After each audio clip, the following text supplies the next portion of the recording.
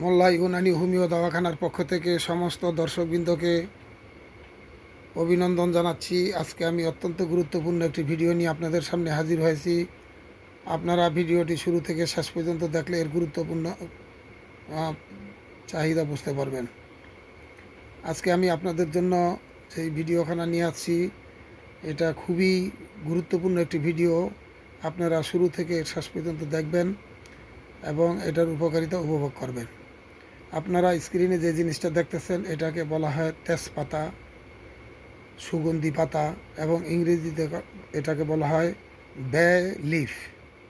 এটা আমরা সাধারণত তরকারির ভিতরে দিয়ে রাখি ঘেরানের জন্য, এবং বিভিন্ন মশলার মধ্যে এটা লাগে। আমরা শুধু এটা মশলায় ব্যবহার করা হয় এইটাই জানি, কিন্তু এটার বহু দিব্যি উপকারিতা রয়েছে, যেটা আপনারা হয়তো অনেকেই জানেন না। তো আজকে আমি এই সমস্তগুলি উপকারিতারই জন্য একটা টিপস আপনাদেরকে বলে দেব, যেন সব দিক আপনারা উপকৃত হতে পারেন। প্রথম, যাদের মস্তিষ্কের সমস্যা হলে আস্তে আস্তে লোক পাগল হয়ে যায়। তো মস্তিষ্ক বিকৃতি হয়, যার কারণে মানুষের ঘুম আসে না, চিন্তা ভাবনা, টেনশন, বিভিন্ন পেরেশানিতে জর্জরিত থাকে। এই মস্তিষ্কের জন্য এটা খুবই উপকারী, এবং পেটের হজম শক্তি, গ্যাস ট্রাবল, অম্বল, পেট ব্যথা এবং বদহজম, এই জন্য খুবই এটা উপকারী। এবং সর্দি, কাশি, জ্বর, এজন্য এটা অত্যন্ত উপকারী। যাদের সর্দি একেবারেই ভালো হয় না, তারা দেখা যায় অনেকে তেজপাতা দিয়ে চা খান, এবং তেজপাতা অন্যান্য মশলার ভিতরে দিয়ে রাখেন। তো তেজপাতার চা সর্দি কাশির জন্য খুবই উপকারী।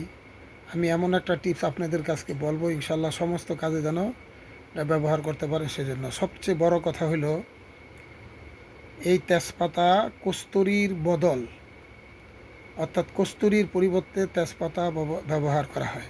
কস্তুরী কত দামি জিনিস, যেটা একেবারে রিয়ার পাওয়াই যায় না। সেই কস্তুরীর অর্থাৎ কস্তুরীর বদলে আপনি এটা ব্যবহার করতে পারবেন। কি পরিমাণ ব্যবহার করতে হবে এটা জেনে নিতে হবে। তো যাই হোক, সবচেয়ে বড় কথা হলো এটা একটা অ্যান্টি অক্সিডেন্ট। তেজপাতা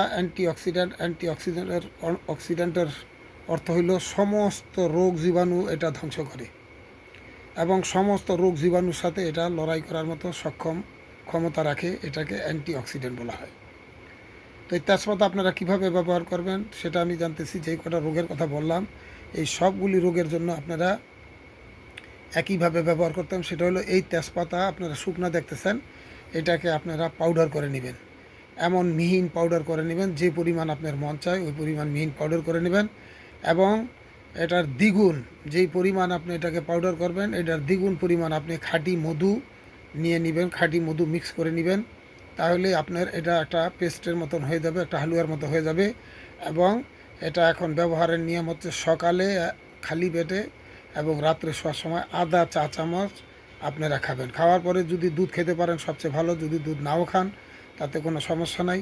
আপনারা এইভাবে এটাকে ব্যবহার করবেন। ইনশাআল্লাহ যেই কটা রোগের কথা আপনাদেরকে বলছি, মস্তিষ্কের দুর্বলতা, হার্টের দুর্বলতা, এবং আপনার হজম শক্তির দুর্বলতা, এবং যাদের গ্যাসে অম্বলে বড় জর্জরিত, তাদের জন্য সর্দি কাশি এবং জ্বরের জন্য এটা খুবই উপকৃত।